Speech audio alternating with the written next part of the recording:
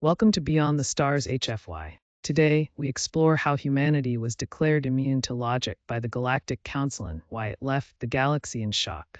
Get ready for a story of chaos, defiance, and triumph. Let's dive in. In the grand chambers of the Galactic Council, nestled within the tranquil asteroid fields of the Epsilon system, the hum of 1,000 subdued voices suddenly fell silent. All eyes converged upon the central podium, where a tall, slender Tildorian, a species known throughout the known sectors for their rigid rationality and unwavering logic, stood poised to speak. Chair Vector cleared his scaled throat, a sharp sound echoing lightly around the hall. "Esteemed members of the Council," his deep, modulated voice boomed, "a momentous issue stands before us today. A species known as humans, from an unremarkable backwater planet called Earth, have caught our attention. For the first time in centuries, we must consider an expansion of our illustrious body." Murmurs spread through the assembly. It wasn't the prospect of welcoming newcomers that drew such surprise. The Council had rigorous protocols for such matters. Rather, it was the subject itself. Humans had only emerged onto the galactic scene within the last few decades. Their rapid technological development, outpacing many older races, was undeniable. However, their reputation for irrationality, chaos, and even violence was equally widespread. One representative, a feathered avian named Zyla, leaned forward in her plush seat. "Chair Vector, if I may, surely this is premature. Humans are barely acquainted with interstellar travel." "Indeed, Delegate Zyla. Such haste is unprecedented," Vector admitted. "However, reports from observation posts and trading vessels on the frontiers indicate that humanity will have developed FTL capability within a short time. We cannot afford to be caught unprepared." His piercing eyes surveyed the Council. "Therefore, it is imperative for us to determine whether their inclusion is beneficial or poses a dire threat." A ripple of agreement moved through the chamber, accompanied by an undercurrent of unease. Vector gestured towards a holographic console, and a luminous image of Earth appeared, swirling with blue oceans and wispy clouds. "Let us begin with the evidence," he declared. "Delegate Kyrak, you have studied this species extensively. Please, present your findings." Kyrak, a Xylorian, bulbous-headed with 4 compound eyes, rose to his full height.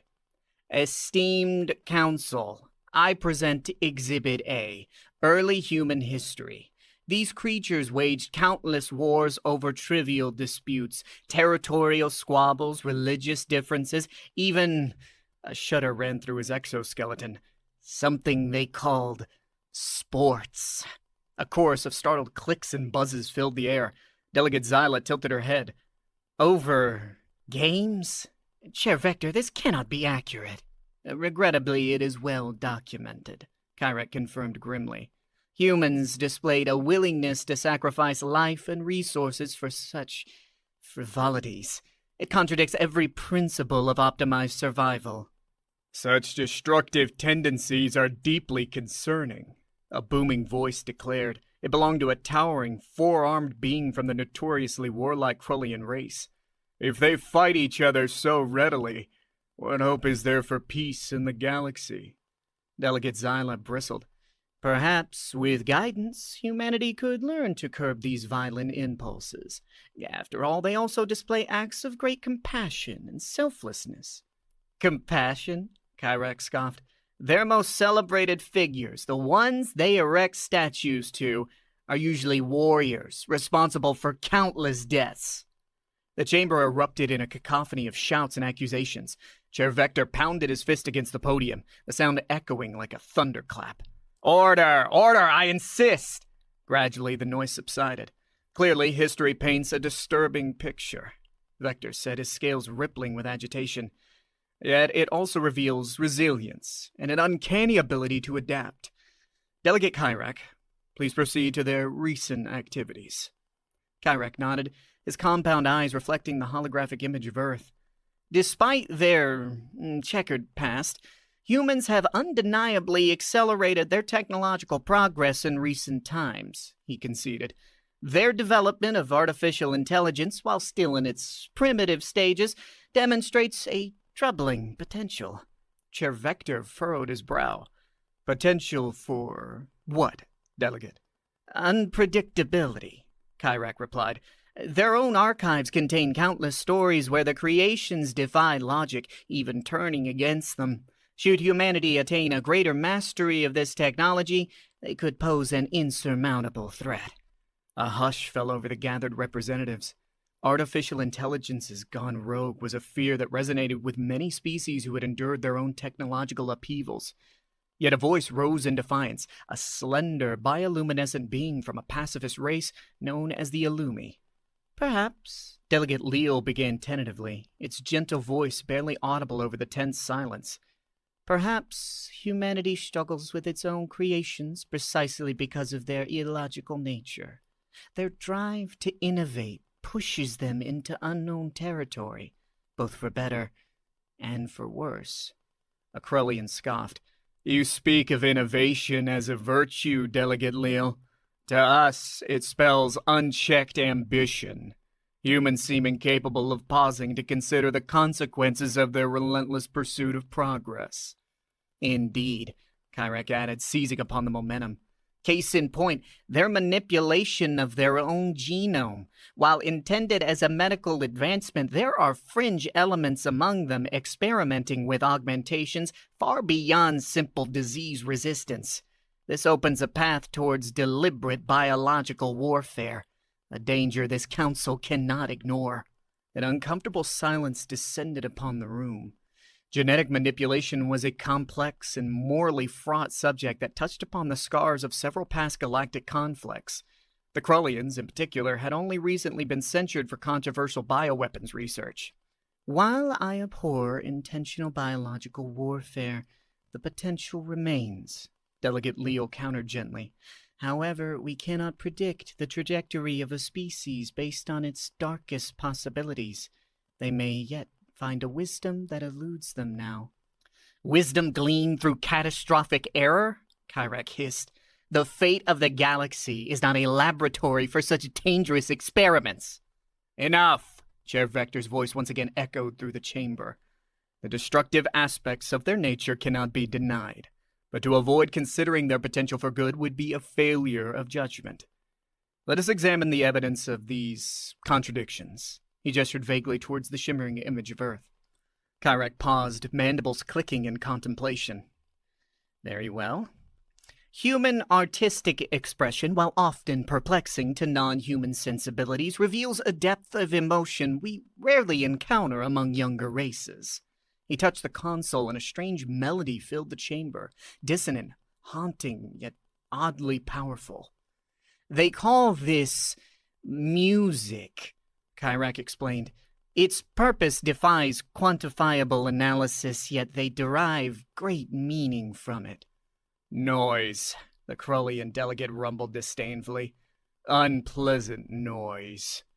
The chamber erupted in a strange symphony of chirps, squawks, and buzzing, a mixture of agreement, curiosity, and outright revulsion towards the sample of human music. Zyla, the alien delegate, cocked her head, her beady eyes focused. I find it unsettling, but it is undeniably expressive. Unsettling is an understatement, muttered a reptilian envoy, its scaled tail twitching in agitation. Their visual art is equally baffling. Crude representation and nonsensical colors. The most revered artworks, to my understanding, are those that defy any semblance of form. This indicates a species that does not value order and efficiency, Kyrak exclaimed. To dedicate resources to pursuits so devoid of tangible utility. He shook his bulbous head in disbelief. But let us set aside the grand moral quandaries for a moment. Consider their everyday existence. They construct monstrous hives where billions of their kind swarm in utter disarray. Their very social structures are built on competition and acquisition, concepts that breed conflict on a massive scale. This obsession with the pursuit of, what do they call it? Entertainment. Kyrak continued, his mandibles clicking rapidly in agitation. They expend precious time and resources on activities that serve no discernible purpose. Simulated conflicts, elaborate games, the creation of fantastical narratives, all divorced from reality. They even seek out experiences designed to induce fear and distress. he added, his voice dripping with disdain. As if they do not have enough true dangers to face in their own world. A wave of disgusted murmurs echoed his sentiment. Then there's their peculiar treatment of non-sentient creatures, Kyrek declared, shifting his display to focus on a human surrounded by a collection of furry, four-legged animals. These pets, as they are called, serve no practical function, yet consume considerable resources and are inexplicably elevated to the status of family members. The chamber erupted in incredulous sounds. The concept of wasting resources on creatures without practical application was considered the height of inefficiency by many present species.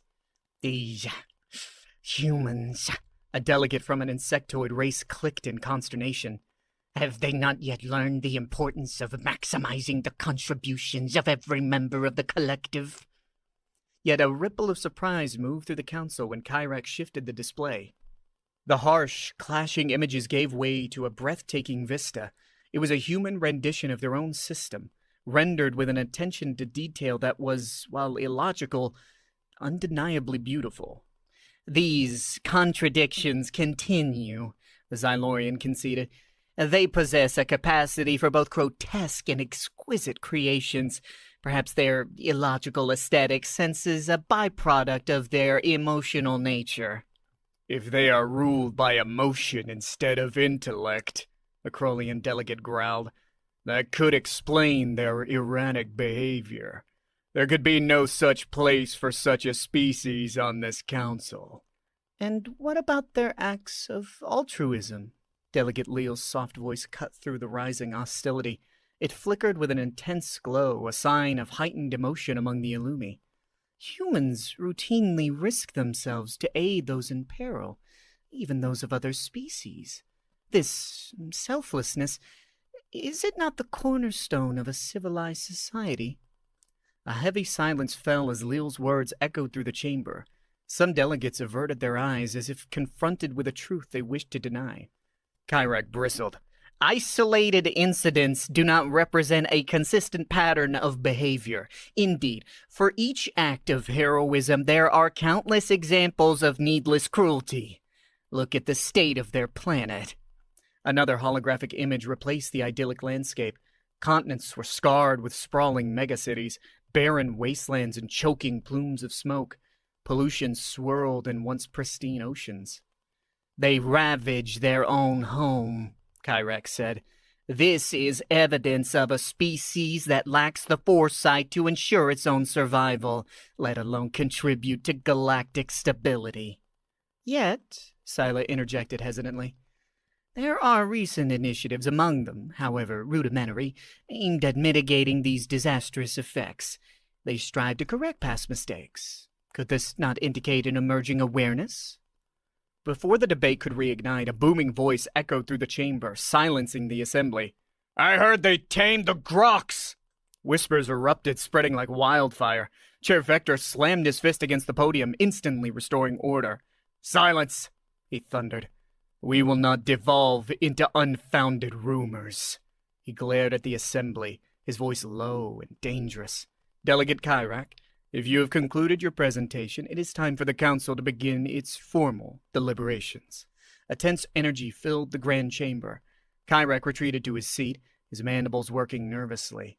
Every eye was now fixed on Chair Vector, who stood motionless, his formidable presence radiating an air of solemn authority. The evidence is undeniable, he began, his voice echoing with carefully contained power. Humanity is a paradox. A curious blend of brilliance and barbarity, innovation and recklessness, compassion and cruelty.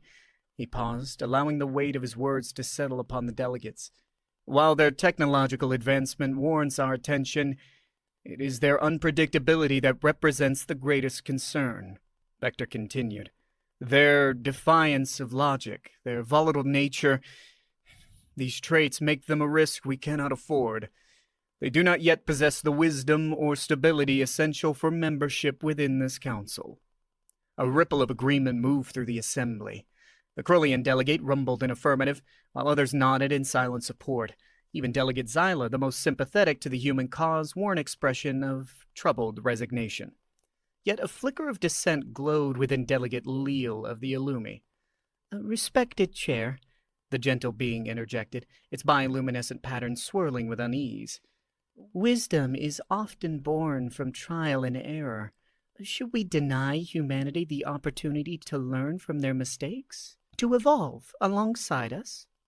"And how many costly mistakes shall we tolerate?" the Crowley countered, his voice dripping with scorn. "They are like a young predator, unaware of its own strength.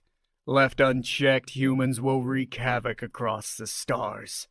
A heated exchange erupted, mirroring the fundamental divide that resonated across the Galactic Council.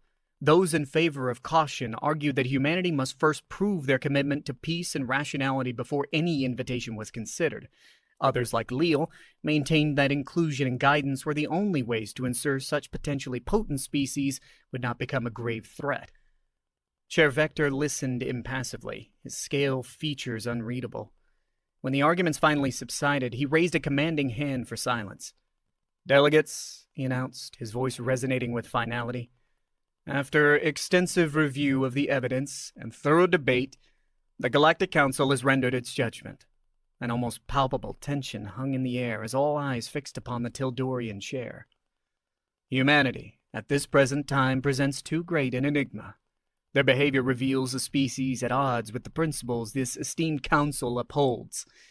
We cannot jeopardize the hard-won stability of the galaxy by extending membership to a race that has not yet proven its readiness." Despite the formality of the statement, a muted gasp rippled through the chamber. This wasn't merely a rejection, it was a declaration. Humans were to be treated not as potential brethren, but as a force of nature to be observed, studied, perhaps even contained, but not welcomed.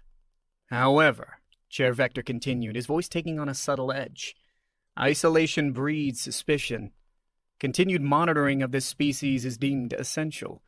The Council shall appoint an observation task force to study human development, remaining vigilant for any signs of change, be it towards a more harmonious path, or further descent into disorder." A quiet relief settled among many delegates. Action had been taken, a measure of control asserted over the human anomaly. Yet Delegate Leal's bioluminescence dimmed, casting the Illumi in a faint, melancholy light.